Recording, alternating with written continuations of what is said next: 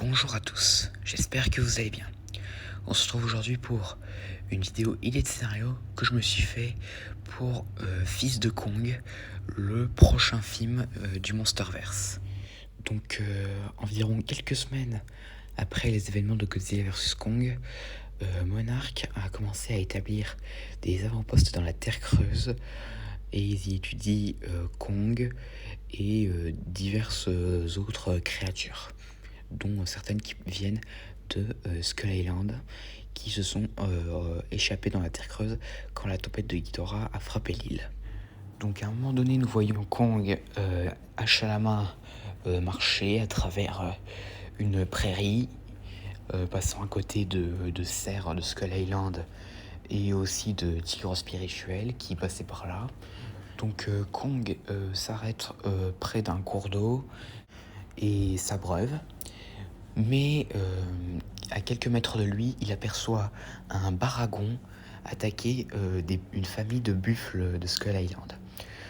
Donc Baragon s'apprête à dévorer le bébé, mais Kong attrape sa hache et combat le Baragon, qui après un violent combat se replie.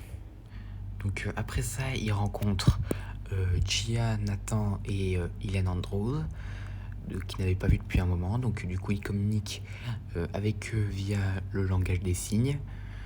Mais cette conversation par langage des signes est interrompue quand Kong entend un cri familier et se met aussitôt en route pour voir d'où il venait. Donc Nathan, Gia et Hélène le suivent, mais entre-temps, ils sont accompagnés par une personne bien familière, le Dr Brooks, qui est aussi accompagné de certains personnages dont je n'ai pas de nom. Donc ils suivent Kong et finalement ils finissent par trouver qui poussait ce cri. Il s'agit d'une femelle Kong. Cependant, elle a un problème, car elle est attaquée par un Warba. Donc Kong intervient aussitôt et décapite le Warba avec sa hache. Kong se retourna vers la femelle Kong, mais il la voit tomber au sol parce qu'elle est gravement blessée. Donc le docteur Brooks appelle ensuite un hélicoptère de transport et donc il récupère le corps de la femelle Kong et l'emmène dans un centre médical et il la soigne. Et une fois remise sur pied, elle et Kong entament une relation. Entre-temps, deux petits rampants du crâne marchent près du cadavre du Warba qui a été tué par Kong. Et alors qu'ils s'apprêtent à le dévorer, une ombre apparaît au-dessus d'eux et cela leur fait peur et ils s'enfuient. Donc cette créature mystérieuse renifle le cadavre du Warba et aperçoit les traces des Kong. 9 mois plus tard, Monarch trouve que la femelle Kong agit bizarrement. Donc Gia demande à Kong via le langage des signes pourquoi la femelle Kong agit comme ça. Et Kong lui répond qu'elle est enceinte et qu'elle va bientôt accoucher. Ce qui surprend un peu le personnel de Monarch parce qu'il n'était pas au courant de la grossesse de la femelle Kong. Et quelques secondes après, la femelle Kong accouche d'un bébé. Donc Gia demande ensuite à Kong comment s'appelle l'enfant et Kong lui répond qu'il se nomme Kiko, donc en référence au film de 1933. Donc Kong et sa femelle sont très heureux d'avoir un petit, mais quelques secondes après, des cris étranges se font entendre. Donc Monarch décide d'aller envoyer une troupe pour aller voir d'où venaient ces cris. Donc la troupe de Monarch arrive sur là d'où provenaient les cris et ils y découvrent 3 tricératops morts avec des empreintes inconnues. Mais alors qu'ils sont sur le point de signaler leur découverte, ils aperçoivent une ombre au-dessus d'eux.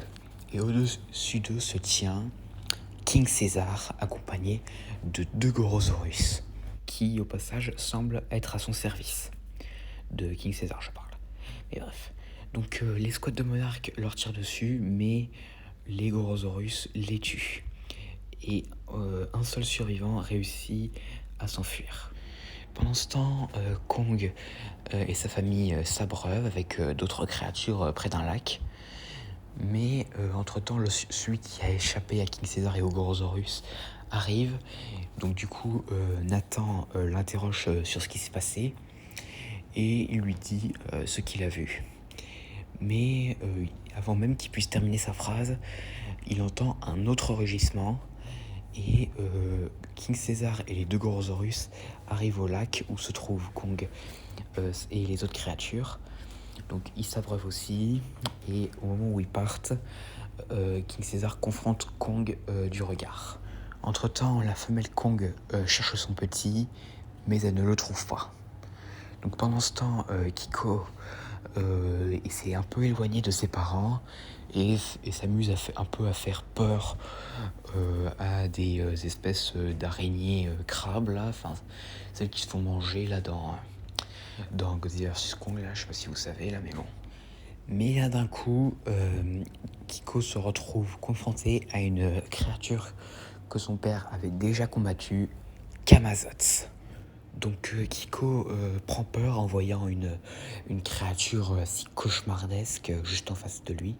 Donc Camazotz essaye de le mordre, mais Kiko évite ses morsures et prend ses jambes à son cou. Mais Camazotz le poursuit et l'arrête en lui envoyant des ultrasons, ce qui le désoriente.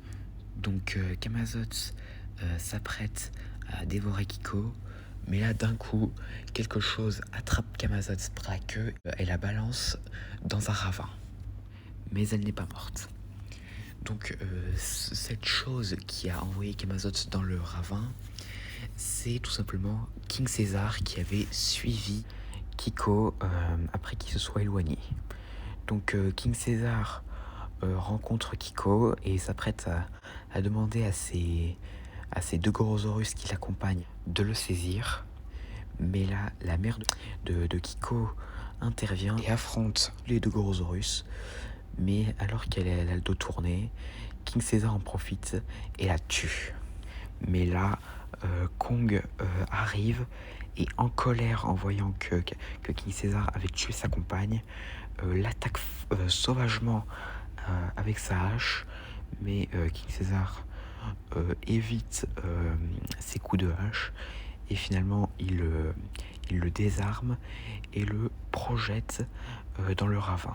Donc King César baisse les yeux et aperçoit la hache de Kong et décide de la prendre et d'en faire la sienne et ordonne à un des Gorosaurus qui l'accompagne de prendre Kiko avec lui. Et tout ça devant les yeux de Monarque qui est un peu sous le choc. Donc Kong ressort du ravin et part à la recherche de son fils. Entre-temps, Houston Brooks découvre d'où vient King César.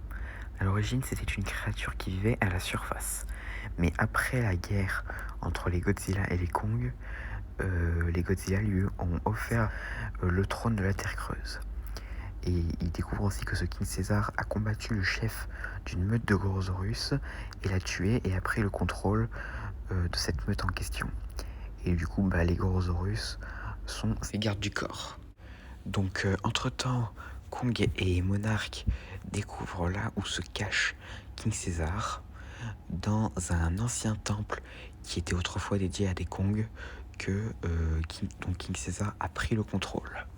Donc Nathan, Gia et Hélène trouvent Kiko, mais avant que Kong puisse le rejoindre, il est attaqué par les Gorosaurus et King César, qui l'attaquent avec la propre hache de Kong. Et au terme d'un combat sanglant dans lequel beaucoup de Gorosaurus sont tués, King César est vaincu et Kong menace de lui couper la tête avec sa hache. Et donc King César accepte de rendre le trône de la Terre creuse au Kong. Donc King César et sa meute de Gorosaurus s'enfuient. Et Kong et son fils se retrouvent et s'installent sur le trône du temple, montrant qu'ils étaient maintenant les nouveaux rois de la Terre creuse. Et plus tard, dans une scène post-crédit, à la surface cette fois, à Castle Bravo, des agents de Monarch entendent qu'une sonde spatiale a découvert que quelque chose d'étrange est en train d'approcher de la Terre. Et donc, les agents de Monarch sont immédiatement envoyés pour en informer Mark Russell. Donc, au passage, si vous vous demandez qu'est-ce que cette scène post-créditise, eh bien, c'est tout simplement Godzilla 3, dont j'avais déjà fait une vidéo idée de scénario, que je vous invite à aller regarder si ce n'est pas encore fait. Donc voilà, j'espère que cette vidéo vous aura plu, n'hésitez pas à me dire ça dans les commentaires, et à la prochaine.